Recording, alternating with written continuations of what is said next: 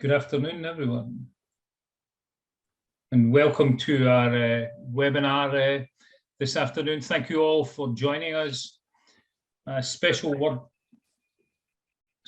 of thanks for our panelists. We have some very good panelists today to discuss this very challenging topic. Let me just quickly introduce you to them in a very straightforward way. So we have Dr. Carol Bell, who's the director of Chapter 0, which is a network based at Hughes Hall in Cambridge University, set up to enable non-executive directors of companies to engage with climate risk and the delivery of net zero targets for carbon emissions. We also have with us Keith Tuffley, who's managing director and vice chairman, global co-head, sorry, I mixed up the C and the G there. I apologize, Keith. You're the global co-head of sustainability and corporate transitions in Citigroup. So Keith, who may refer to some of this later on, has a very diverse and interesting background in this area, including being involved in the not-for-profit area, so he has an extensive experience. And then our third panelist is Julian Enozi, who is the CEO of Pool Reinsurance Limited, which is a government-backed UK terrorism reinsurance mutual. I know that Julian has a particular interest in this and the interests of complete transparency. I and others have been working with him on some interesting recommendations that he's making for how we improve sustainability and resilience in the future by engaging the insurance industry more than it presently is. So welcome all of you. There will be an opportunity at the end of a short introductory period where I shall pose some questions to our panelists to allow you to answer questions. So in the Q&A, you should submit your questions through the Q&A tab. If you've come with questions, put them in now. We will hopefully have more than we can handle in the time that's available. And if your question is unanswered, we promise you we'll come back to you with an answer to it in the fullness of time. So this is the second event hosted by the recently launched Clean Growth Leadership Network, and whom I didn't introduce. I am Des Browne. I'm a member of the House of Lords. I have a bit of a background in government and in other areas. And I'm a founder of the Clean Growth Leadership Network, which is an initiative founded along with Sir David King, the well-known scientist, Martin Bellamy, Lord Treasurer, and myself. The purpose of this is to network academics, scientists, engineers, policymakers, business leaders, in short, anybody, you know, in the business and finance and other parts of society who's involved with trying to implement a systems-based solution to the climate and clean growth challenge. It's a network which of itself will not have any views, but it will be a place where all views can be shared. So I'm very lucky to be joined by these experts today. This is an important topic, so probably doesn't need very much introduction to any of you, but climate finance is crucial if we're to solve the climate crisis. I mean, only yesterday or the day before, if I don't remember this correctly, you know, the President of the United States increased by $5 billion their contribution to the transition fund that it will be necessary for the poorest countries in the world if they're to sign up to COP26. So the figures, you know, that's $100 billion a year. So the figures are significant. You know, we not only need significant resources to adapt to the effects of climate change, but we need added resilience in our economic system. And the pandemic has certainly shown us that that needs to be strengthened. So I don't really propose to say anything more than that. I have an introductory question, which I'm going to pose to all three of our panelists, give them a short opportunity to answer it. So the question is to all: the absence of a global reporting framework for climate risk and net zero transition is almost certainly going to be discussed at COP26. I think it's one of the ambitions of COP26 to try to answer that question. Mark Carney in his November COP26 paper said, building a private finance system for net zero that having multiple standards, some 1,000 ESG metrics, leads only to confusion, indecision and greenwashing, and that the public sector has a clear coordinating role to harness the energies of the private sector, and a set of common standards on reporting, risk management and measuring return are crucial to that. So speaking from your own particular perspectives and your own expertise, I'm going to now ask our panelists to respond to the question in their own way about what steps need to be taken to streamline these ESG metrics and why is this so important. Carol, can I come to you first? Well, certainly, Des, I think the really good news here is that the convergence of international standards is likely to happen much more quickly in this area than it has in other areas of financial disclosure and regulation in the past. And obviously, it's an alphabet soup at the moment of standards that people can follow. And this includes the Task Force on Climate-Related Financial Disclosures, the International Integrated Reporting Council, and the Sustainability Accounting Standards Board, to name but three. But the good news is that the IFRS Foundation is working hard to bring together in a complementary way the threads of these different systems at the moment. So I think that's good news, but maybe still, a year or two away. But what I would say is that, speaking from my perspective as one of the founders of Chapter Zero, which is helping non-executive directors to get to grips with climate risk, speaking from that perspective, what I feel is that each company should be, by now, working on its own baseline in terms of carbon emissions and coming up with an authentic way that is unique to it, actually, to approach this question. Now, we have bigger companies, we have smaller companies, and smaller companies maybe don't have the resources to put to this and maybe coming to it a bit later than the larger companies. But really, what's needed is an understanding at board level with the executive, and for that to be authentic, as I said, and to be also congruent with the views of the people who work in the company, and that it pushes up through the organisation with complete buy-in. So it's not really necessary for people to wait for the accounting standards to converge. It's helpful to look at the different concepts that are out there at the moment. But what you need to do is you need to work out what matters for your business and to start measuring the right things. I'm speaking to you from Wales, and I'm a Welsh speaker, and I have the privilege of having invented the Welsh word for greenwashing, which I won't repeat on this medium, but it certainly isn't about greenwashing, and it's about that authenticity and creating something that is relevant for your company. Thank you very much indeed, Carol. So I'm going to turn to you, Julian. Obviously, the insurance industry commands a very significant amount of investment and money for investment, but you have other, I think, views on these issues. So I'll give you a few minutes to respond in your own way to this question. Sure, and thank you. Look, I think from the insurance industry's perspective, this is an issue for both sides of the balance sheet. I mean, obviously, on one side, you've got the impact of climate losses, the claims that are paid. Traditionally, you had something like 26 named storms that went through the States any one year, and you could sort of model that, you could predict it, and you could reserve for that, therefore, fairly accurately. But of course, in recent years, you are starting to see flood loss, you're starting to see drought loss, which in some respects is even more problematic. You're obviously seeing a lot of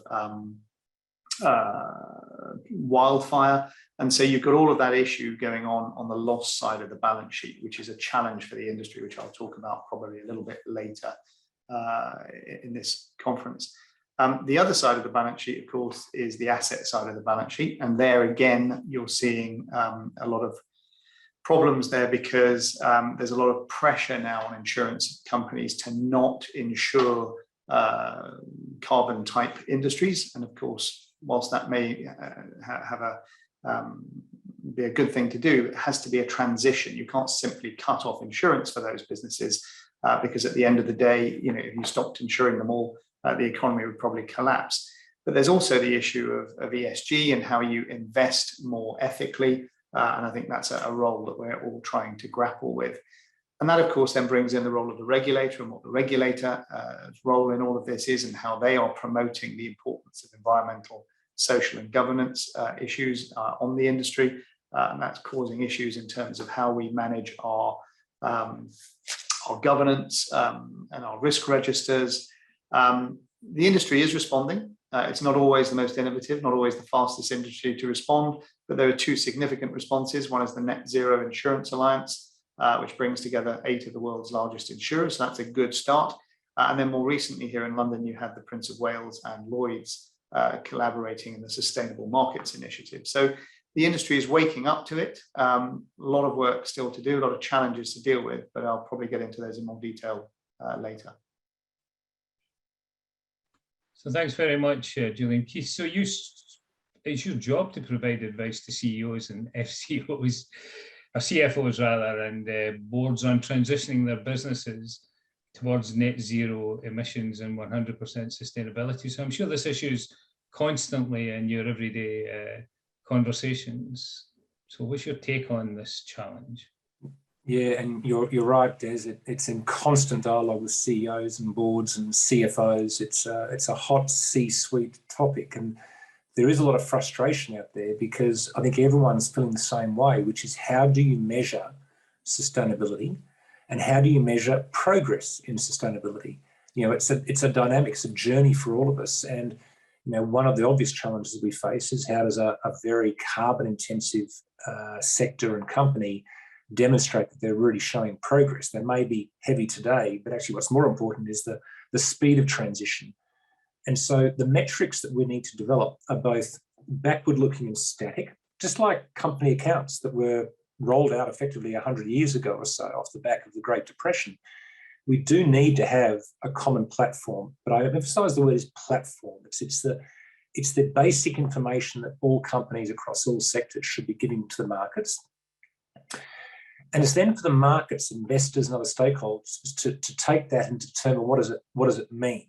Just like with accounts, the accounts don't provide a valuation for the company. The market determines what the appropriate valuation is. And there's obviously a whole range of views around what that valuation may be and the progress and the outlook for the company. But unless we have that base material information across sustainability factors, obviously including carbon and other greenhouse gas emissions and the progress that they're making, then you get it's just an inconsistency of information. So I certainly endorse what Carol and Julian are saying. There is progress being made. There are a number of bodies that are helping to bring this together, including WEF. But we just need to accelerate this effort. Now, I think on top of that, I want to distinguish between, for example, what the ESG rating agencies do. You know, there's been a lot of argument that because there's a whole range of views you get from the different ESG rating agencies, therefore it's bad or it's poor. I don't agree with that. It's different to credit ratings. You know, ESG and sustainability and climate action is actually in many respects far more complicated, and it's not a bad thing coming up with different views depending on the viewpoint that you're starting from. So I think there's a difference between the metrics and the information that companies should be providing to the marketplace based on sustainability, ESG, and climate action, versus the views that, for example, ESG rating agencies come up with, and other factors. And there's a few examples, by the way, of some really interesting developments in this area. So companies like Kering, who have developed an environmental profit and loss statement using metrics to come up with an alternative accounting system for measuring their environmental and social impact. The impact-weighted accounts initiative at Harvard University is another great example of a really interesting methodology that's getting increasing interest. So there is some great progress that's being made, but we definitely need to accelerate the basic and consistent information that's being provided by companies across all sectors. Thank you very much indeed. So I mean, inevitably, in this sort of environment, we're not going to drill down into all aspects of. We could probably have a webinar on this particular issue itself, but this is designed to be, in many senses, a taster for further conversations hosted by the Clean Growth Leadership Network. So I'm going to move on, and I'm going to pose to each of you questions that refer more directly to, what your particular interests are. So if I can turn to you first, Carol, and Chapter Zero's response to the IPCC report, which didn't make very optimistic reading, frankly, about where we are on this journey that we have to conclude about 2050. You rightly comment that every business will be exposed to climate risk regardless of location or industry, and furthermore that these impacts mean businesses with global supply chains will be exposed to even more complex risks. Some of these complex risks we've seen manifested recently too. So what are the key steps that business leaders need to be taken to mitigate against these risks in your assessment? Well, thank you, Des.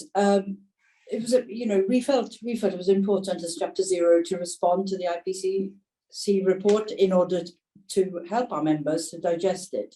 Obviously, when a big report like that comes out, that's one of the things we like to do from a sharing best practice idea.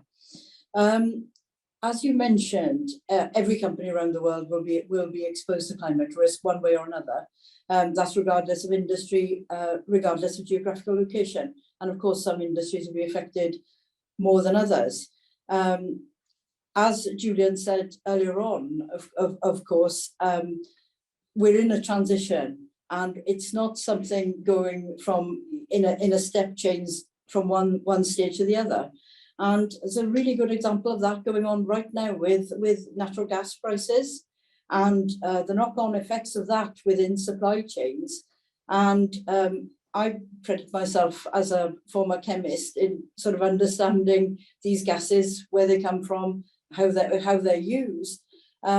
But I think few of us would have realised to what extent the fact that natural gas prices have gone up so much would affect the production of carbon dioxide gas, which is used in food production and distribution.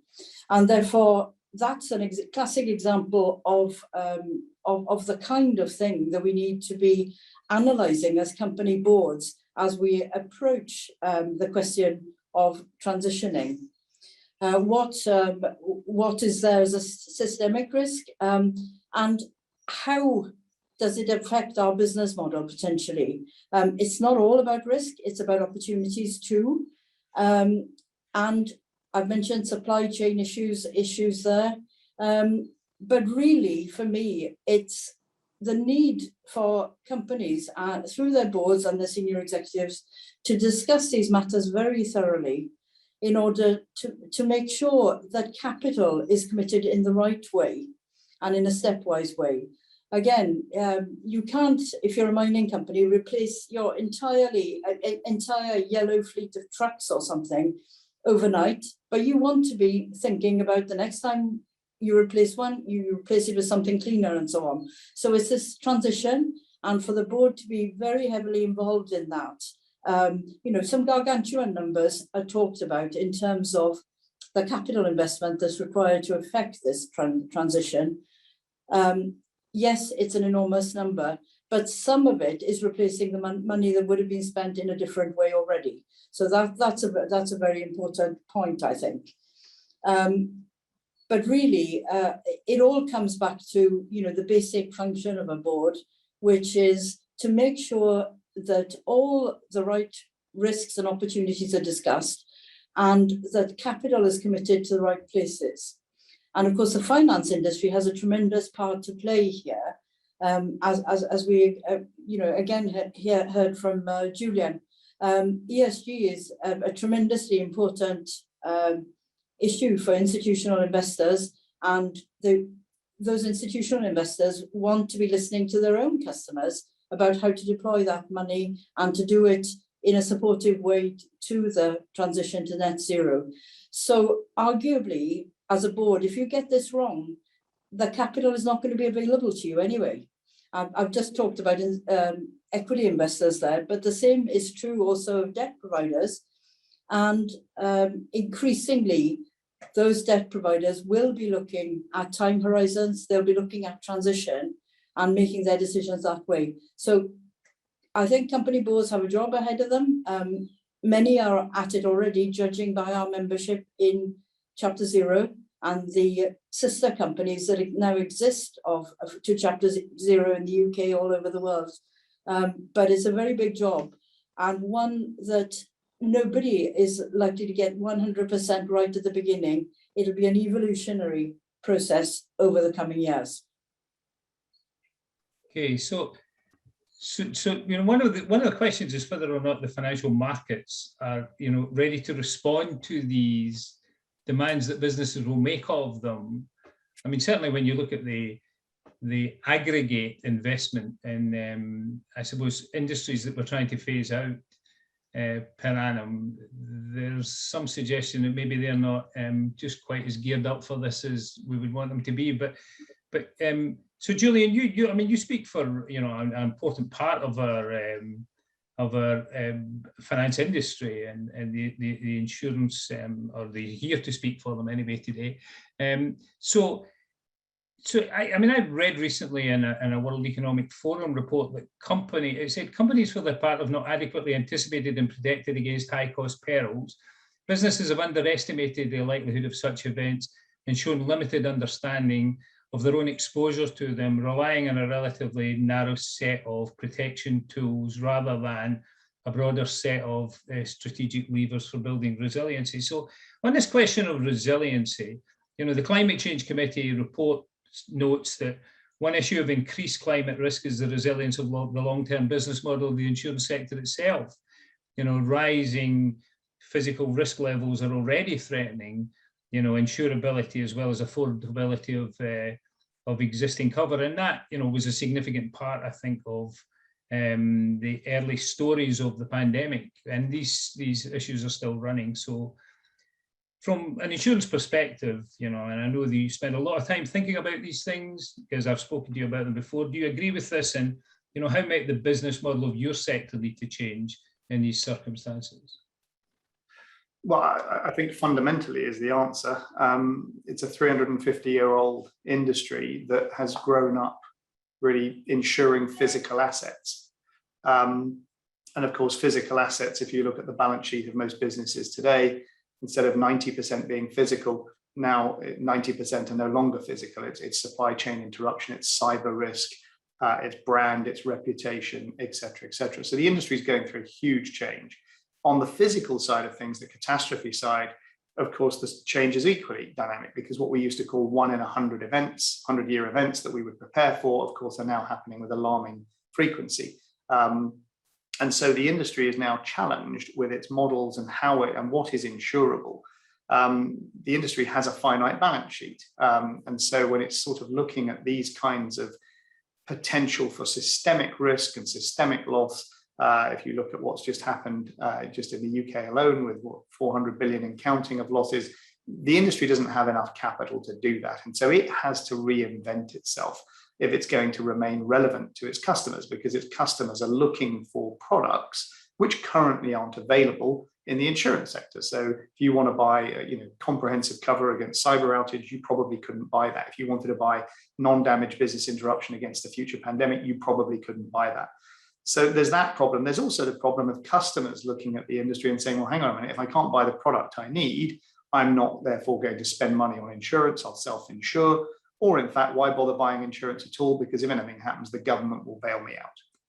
These are a perfect storm of issues that the insurance industry has got to come together to try and deal with. And there are really two ways that I think it could do that, again, which I'll expand on later, but principally it's, how do you design an economic model for dealing with those kind of risks? And part of that has to be a partnership with government, because only government can really create the environment for the insurance industry to be able to develop products and build a capital pool large enough to deal with those issues. The second one is to focus on all the other things the insurance industry does well outside of risk financing. So planning for an event, understanding a peril, modeling the peril, pricing the peril, transferring risk, yes, but incentivizing behavior on part of the consumer, investing some of the premium in risk mitigation, and of course, adjusting losses and providing some sort of distribution mechanism for money to get from either government or the insurance companies into the hands of those that have suffered. So those are the kinds of things that I think the insurance industry is going to have to address if it's to remain relevant in the future. Thanks, Julian. And I apologise for changing the subject yet again, but when I come to you, Keith, I want you to engage with the issue of offsetting.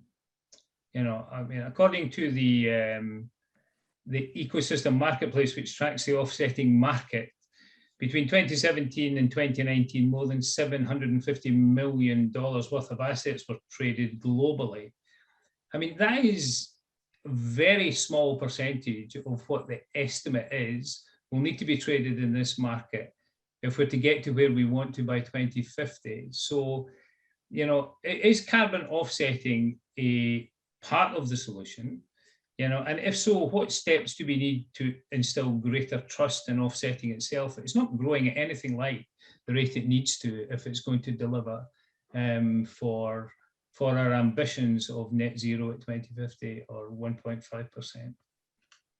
Yeah, and the thanks, Des. And the numbers that you quote are interesting, aren't they? Because it's 750 million worth of offsets were traded globally. At the end of the day, what the planet needs is not the trading; it actually needs the investment directly into the solution. So let me give you some very quick highlight points on this. So yes, indeed, offsets, high quality offsets, where the money goes to the right place, is part of the solution.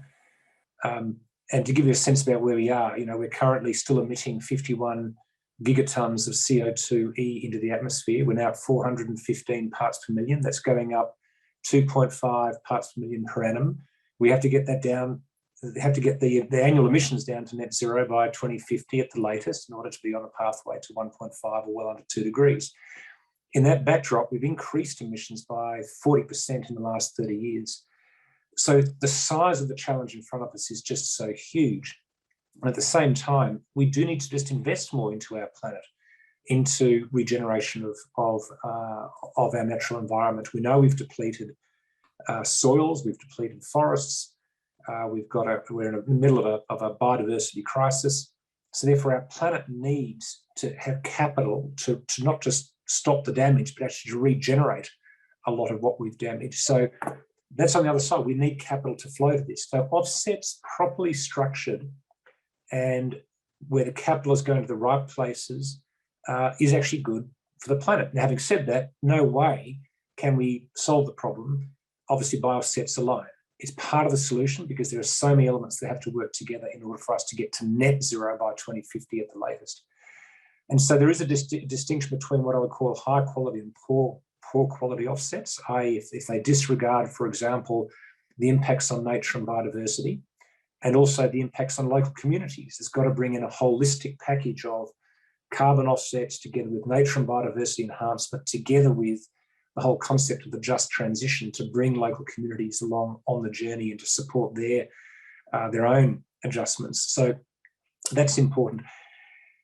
There is also a distinction between what I call off-market, non-market. So off-market being direct projects that we can invest in versus a marketplace of offsets. And this is where I think the second part of your question is interesting, Des, because yes, there is a lack of integrity in that market.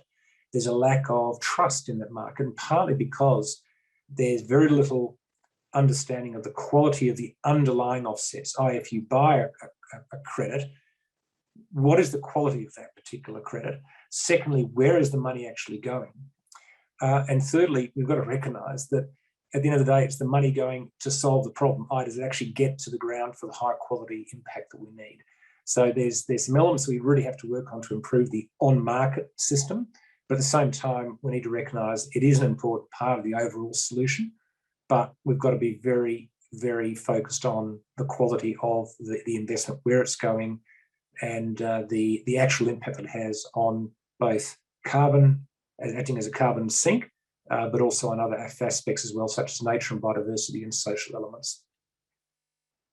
Okay, so thank you, Keith. My attention not being drawn to any questions from our audience or the other participants in this, whom unfortunately because of the system we can't see. So, I mean, I just remind you, if you have a question, if you could submit them in the Q&A. and we'll direct them to our panelists. Or if you have a specific comment to make, it doesn't really need to be a question. If you've got some contribution to make to this very diverse and varied issue.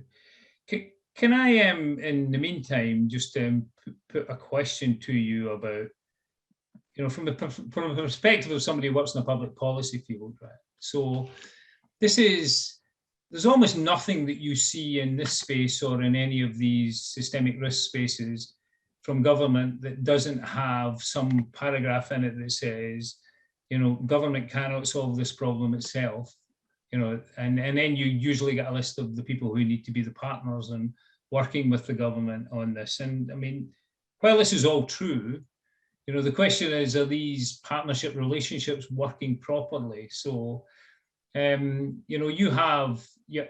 invite our panelists to imagine that they are talking to the decision makers and directly about what needs to be done by government. So how do you think the governments in the financial sector, for you, Carol and Keith, and the insurance sector more specifically, Julian, need to work together to address the challenges of climate change and the systemic and cascading effects of the manifestation of them? We're seeing some of that, with these weather events ourselves.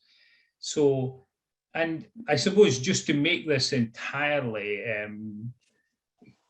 contemporary, are there obvious lessons from the COVID-19 crisis in this respect? I mean, I can think of many, but from your perspective, they are.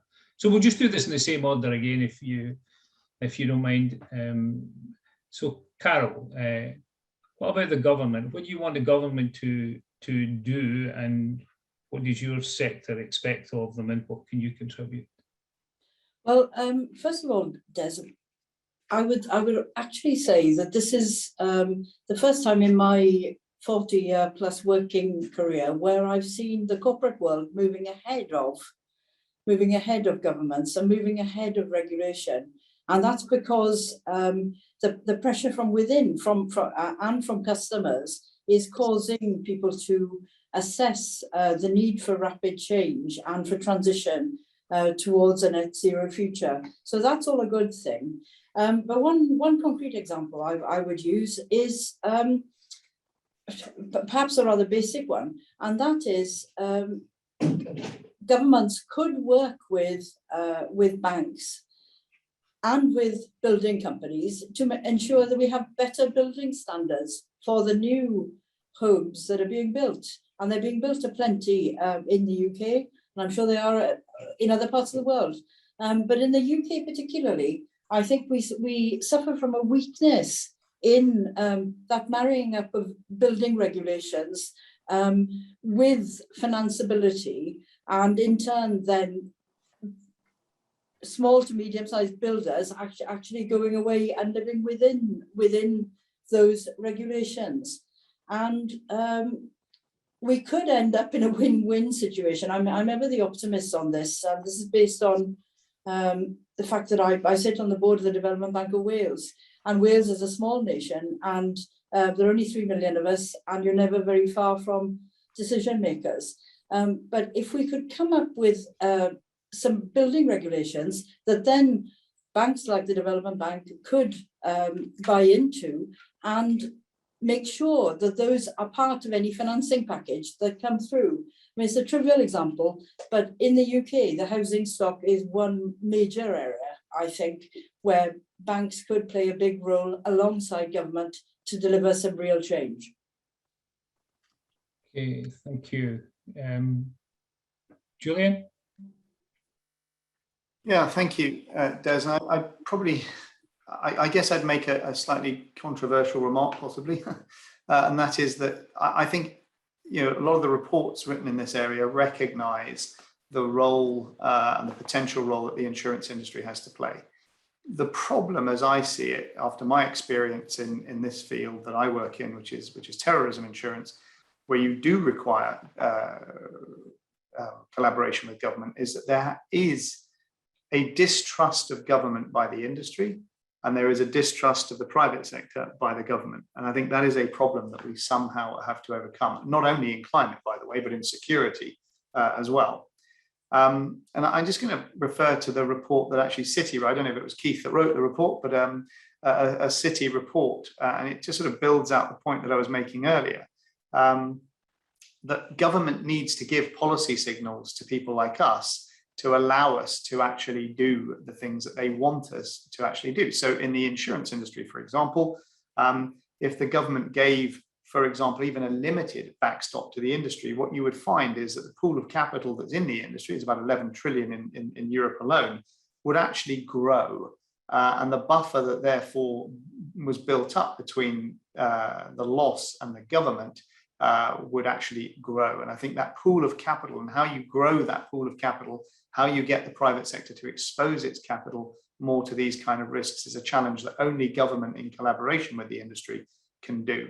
The second point is really just about that point about the frequency of occurrence of these things means that the industry's default reaction is going to be to exclude them. It's going to say we have no part in them. And again, as I said earlier, there is a big part that the industry can play in building resilience, and that is a challenge that we have got to again collaborate with the government. The government's fourth objective in its strategic framework to 2025 is to build resilience at home and overseas. It can only do that with the private sector. And so we've got to find ways to collaborate and work together to design economic structures that don't expose the government to huge contingent liabilities, but at the same time recognize that if they don't build these structures, they are on the hook for them anyway, because the private sector won't be there and they'll be left carrying the can. So there's a huge incentive for us to find ways to do this. Thanks, Julian. Keith. Yeah, thanks, Des. So, yeah, I mean, it's a hugely different environment for us as bankers to where we were 5, 10, 15 years ago. The whole role that we play now on this theme of collaboration has fundamentally changed, and it is critical. We need to have radical collaboration in so many different ways. And I'll use a couple of examples here. So I think it was mentioned earlier on by Carol around how the financial sector is collaborating. Now, this is an environment where historically, investment banks and corporate banks and other are fierce competitors. And yet we know we're in a systemic problem here. This is no longer about each individual company or each individual investor acting on their own as if it's going to end up in the right spot. As I said earlier, we've had 30 years to deal with climate change. And in that time frame, we've increased emissions globally by 40%. And I should say 30 years plus, but 30 years ago, that's when the science became very globally well understood. It was obviously before that. So it's a systemic crisis that we're facing. And a systemic crisis requires a very different way of thinking and a very different way of acting. One of those ways is radical collaborations. And that means in the financial sector, for example, bringing together these groups such as GFANZ, the Glasgow Financial Alliance for Net Zero, which is effectively an umbrella collaboration amongst the asset owners, asset managers, banks, insurance companies, and now other financial providers as well. So, for example, within that, the Net Zero Banking Alliance, of which we are a member, bringing together at the time 43 banks, that's increased since then, all of whom are committing effectively not just to Net Zero 2050 in our financing activities, but also, even more importantly now, the 2030 target in line with the appropriate decarbonisation trajectory that we need in order to achieve net zero by 2050. And what's important is that it helps to raise ambition levels. It helps to raise actual targets that banks can actually pursue. But also what's important is there should be a common methodology so that we don't end up with 43 different methodologies. There should be at least one or at least a couple that the market understands. And so working together with each other in a collaborative way to ensure that we've got identical or similar methodologies is critically important. And by that, that's also applicable across all members of that grouping. Now, at the moment, we've got approximately $88 trillion, which is nearly half of the global capital, either as in equity or in debt lending, committing to this. And it's only really just been formed in the last several months. And so all of these institutions are making these commitments, and it's going to create a flood of capital within the next 24 months, actually implementing a decarbonisation in their scope 3 or their financing investment activities. So under this logic, we should see a massive acceleration occurring within the next 2 years in terms of how that capital needs to be shifted towards the low carbon or lowering carbon parts of the economy. And so that's an example of collaboration that's actually really working. Although we will see it in action, we will see with the actual results, but we are seeing now that these real collaborations are having a material impact. And we need more of them. There's also sectoral collaborations, like, for example, RMI, the Rocky Mountains Institute, bringing together collaborations in particular sectors like the aviation sector, the steel sector. We've seen it in the shipping sector with the Poseidon Principles. So these sectoral collaborations are also accelerating the action that we need. Thanks, Des. Yeah, well, thank you very much indeed, Keith. That was very informative and in its detail, as all your answers have been. So it's not only important that this money goes to the right sector, it's important that it goes to the right part of the geography of the world, which brings me to a question from the audience. And I think this refers back, this is back to the point I was making about Joe Biden's announcement of the, his country's increased investment in the transition fund of $100 billion for per year for 5 years.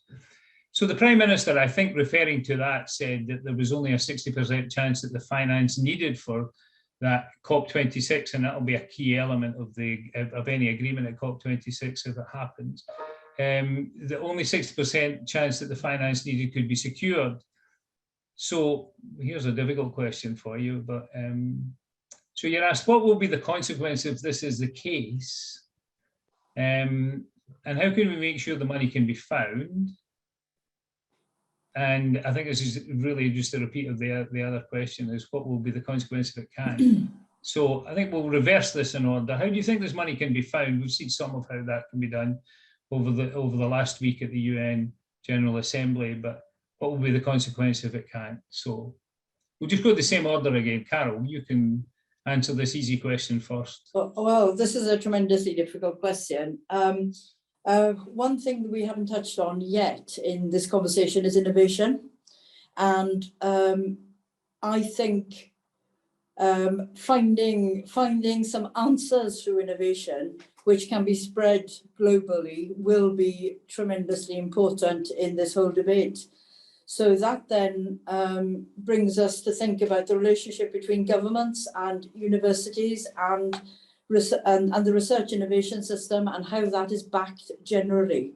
Now, very, very interesting hearing Keith quantify, the avalanche of equity and debt instruments and lending that is coming our way in the next couple of years. What I think would be great is that you can leverage up innovative ideas, as we've seen with the vaccines that have delivered us partly from the pandemic. You can leverage up investment in new ideas, new thinking, using some of that deluge of capital that's looking for a home. So there are no easy answers here, but we do need innovation and we need to move some technologies forward, and we need to use the capital that is coming into this investing space wisely, not just investing in companies that already exist, so that those ideas can be disseminated more widely around the world. So clever answer, Carol. So how are we going to get $100 billion? Julian, you any ideas? Well, I was actually going to say I'm going to pass this straight on to Keith, but I think probably that would not. I guess the only point I would make is that the insurance industry's role is to protect society. That's fundamentally what we are here to do, and all sorts of things have happened over the last 350 years of as to reasons why essentially our job is now to make a profit for a shareholder. And I think that you can't lose sight of what the fundamental principle is. And therefore, I think there is a moral, if not a societal, obligation on the industry to play its part in solving this problem. And what part that is, I have given some allusion to, But at the very least, even if it cannot finance the risk because it doesn't have enough money in its balance sheet to do so, it can do a range of other things. And I've already outlined what those are. And I think it has a duty to do those. If you look at it from the other end of the telescope, if it fails in that duty, it will have no industry left because it'll simply disappear because it will no longer be relevant. It will no longer have customers to insure. And so, you know, without repeating everything I've said before, there are a number of things that we can and should do, in my opinion. Thank you very much indeed, Julian. Yeah. Keith, are you willing to tell us what the consequences will be if we don't get to this magic number? Well, the consequences are we have to move faster. I mean, it's as simple as that. We obviously don't give up. We actually have to accelerate. And I mean that from a private sector perspective. I'm not in government, but in private sector. And I think what would highlight is the need for the private sector, large companies, small companies, investors, insurance companies, etc., to be able to help the governments to actually find a political avenue to achieve that. And what the $100 billion refers to is obviously the capital that needs to flow in accordance with all these discussions to date under the COP process to enable the developing nations to get the capital they need to decarbonise or to grow in a greener way. But the reality is that $100 billion per annum, which is needed, more importantly, it helps to unlock the trillions that come from the private sector. And that's where actually is more impactful. At the end of the day, what we really need is the unlocking of the private capital to flow in very significant forms to solve the developing nation conundrum. Now, the reality is that in developing nations, they've got the least contribution to carbon per person by far relative to us in the West, by far. Secondly, however, they'll have the greatest growth trajectory if they continue to grow in a non-green way, because, for example, 65% of the world's population growth is occurring on the African continent. And there is a direct correlation at the moment between rising wealth and negative ecological impact and emissions. So, and then thirdly, of course, they're also the nations where the people will be most vulnerable to climate change itself. So it's absolutely in our long-term interest for the West to continue to support the developing nations to develop in a way which is green. It's actually a selfish act for the West to support them because every molecule of carbon dioxide is a global problem.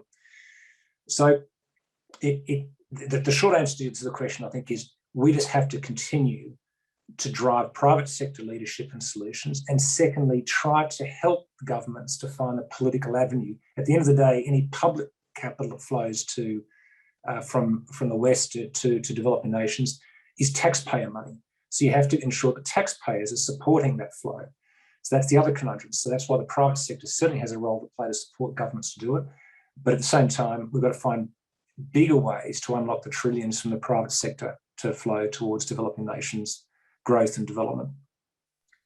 Thank you very much indeed, Keith. I mean, this is a very key issue, of course, for COP26. I mean, I think we all understand this. If we have to get the consensus agreement that, you know, 197 countries coming together in Glasgow, you know, we'll need to reach for this to be a success.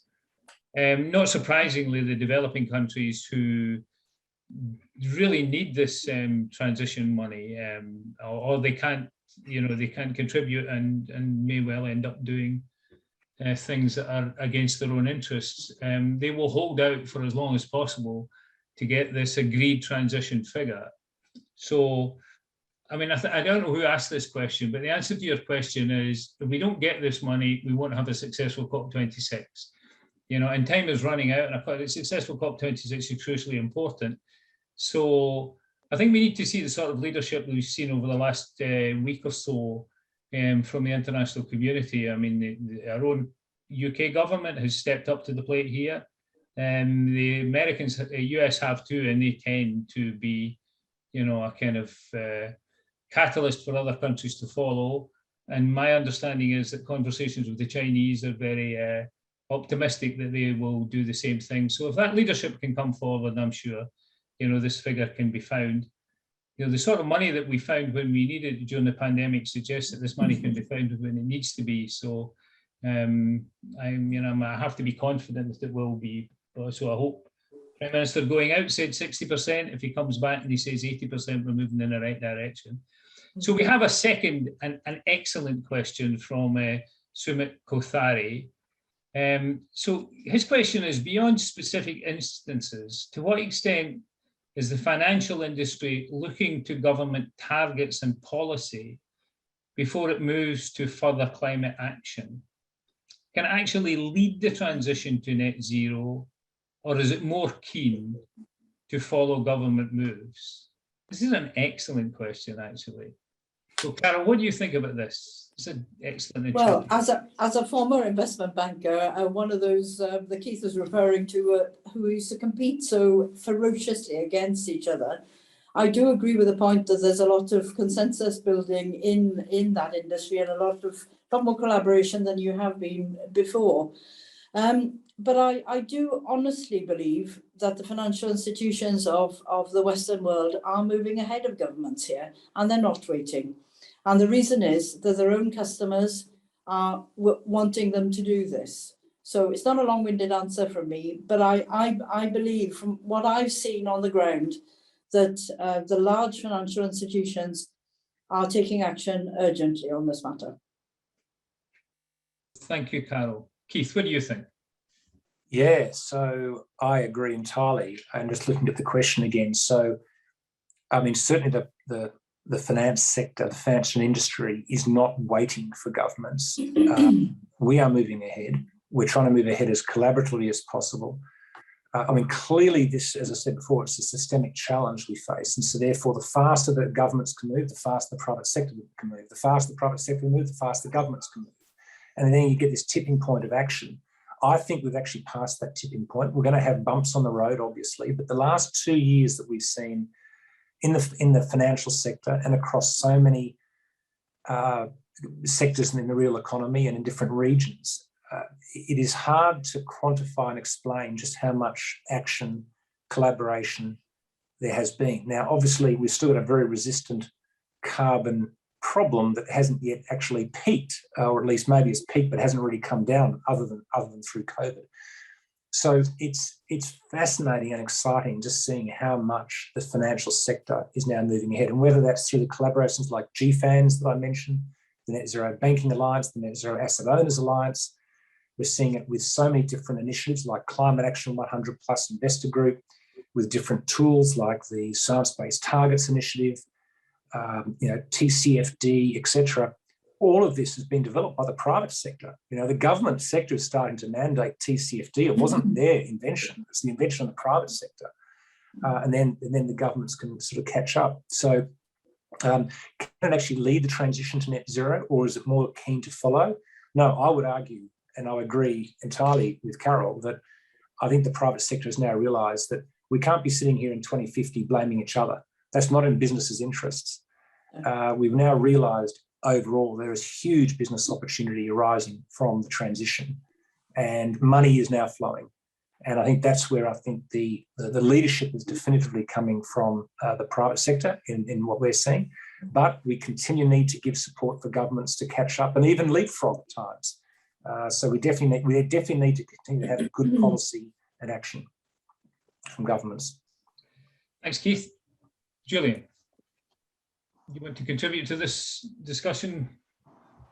No, I think the guys have said it all really. I think the only additional point perhaps I might make is the insurance industry is not synonymous with innovation and leadership in issues like this, but I think they are taking it seriously. But I think the role of the regulator is probably another area that we probably have to consider in financial services. And I think the regulator presumably takes, certainly in PRA's case, will take its lead somewhat from the government, and I think that will then make sure that we're all travelling in the right direction. But other than that, nothing to add, Des. Okay, so thank you very much. So, I mean, we have about 7 minutes left, and we have one more question. So, and the question is, can we use finance? How best can we use finance to support developing countries to grow their economies sustainably? Okay, right. We'll reverse the order this time, Julian. You can go first. Okay. Well, I guess there's probably 2 points I would make.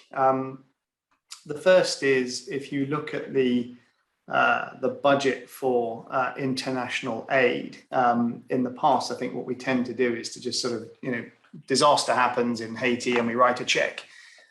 Disaster happens in Bangladesh and we write a check and we hope it doesn't happen for a couple more years.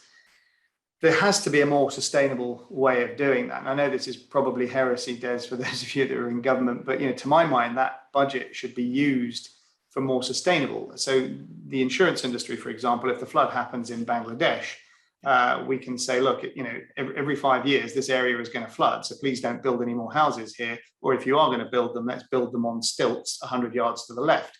And that creates a more sustainable way of investing that foreign aid budget. Now, it may sound self-serving because I'm advocating an insurance purchase as opposed to an aid check, but the reality is it has a longer term benefit in my view.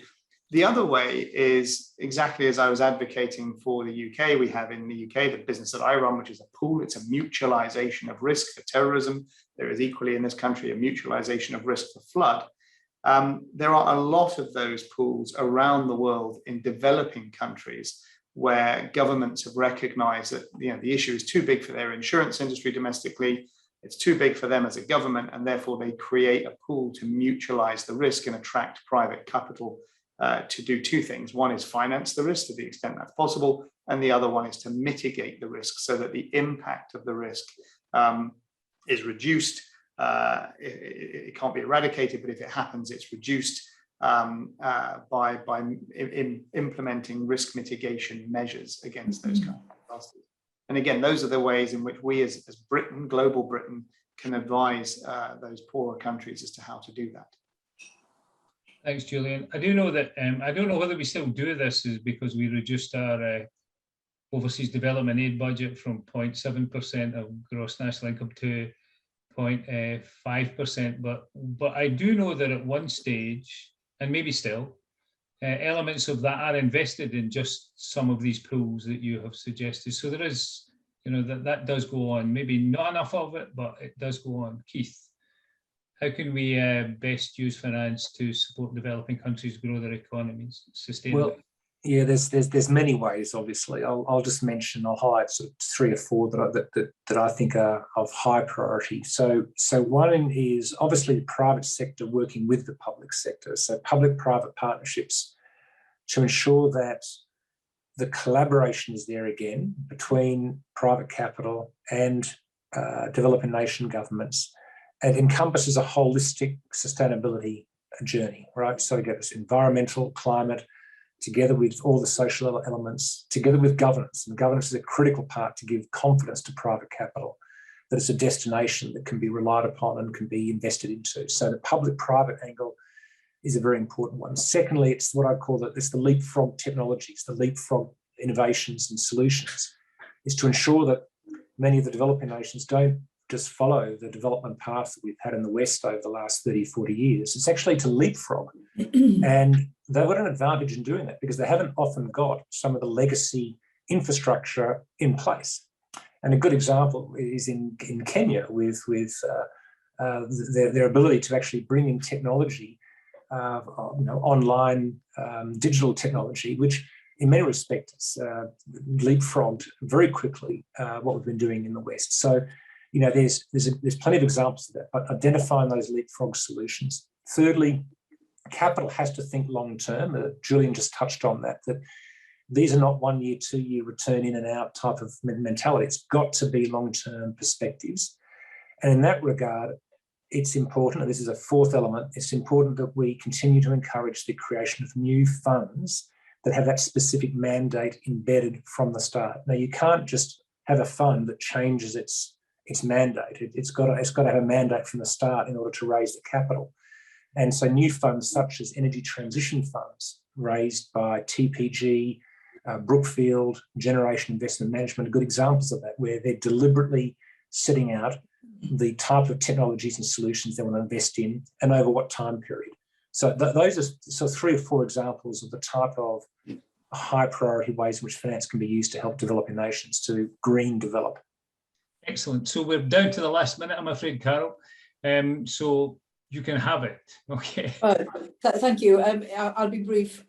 Keith has said much more eloquently what I was going to say. The leapfrog technology point is a really important one. It's analogous to what happened with mobile phones in Africa. If we can do that with electricity generation from renewable sources, plenty of sun, etc., that would be brilliant. But also Keith's point about the long-term nature of funding, and that needs to be clear from the start. That's a vital ingredient.